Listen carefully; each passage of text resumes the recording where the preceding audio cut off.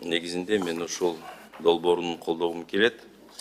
Бирок мыйзам долбоорунун 4-бересинде медиациянын өткөрүүнүн принциптери боюнча каралган. Мен кошумча катары дагы 2 принципти киргизүүнү сунуштамакмын. Ушул жерде биринчи принципи бул мыйзамды сактоо. Мыйзамдын колдонуудагы мыйзамдардын алкагында жүргүзүлөт. Ушу менен байланышта медиациянын натыйжасында жетишилген ар кандай макулдашуу юридикалык жактан милдеттүү болушу үчүн мыйзамга ылайык келиш керек да. Бул жерде эл аралык практикада мыйзамды сактоо принципи да негизги орунда турат. Медиатор бул негизги юридикалык консультант эмес да. Бирок процесс мыйзамдын чегинен чыкпасын камсыз кылууга тийиш болуп атат. Ал төмөнкүлөрдү кыла алат.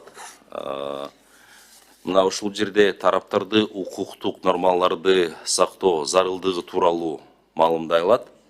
Анан макулдашуунун текшерип чыгуу үчүн юристтерге кайрылууну сунуштай алат.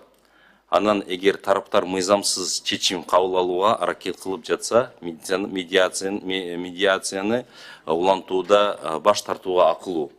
Анан экинчи принципи бул ыктымалдуу кызматташууга багытталуу. Медиация өз ара пайдалуу чечимди табууга багытталган. Анан жеңүүчү жана жеңилгенди аныктоо эмес, тараптар компромисске жетүү үчүн биргелешип иштешет деп. Ушул 2 принцип эгер киргизүү болсо, мен ойлойм жакшы иштеп калат деп биз карап коебуз ушул маселе. Ким чокун алкат? Рахмат.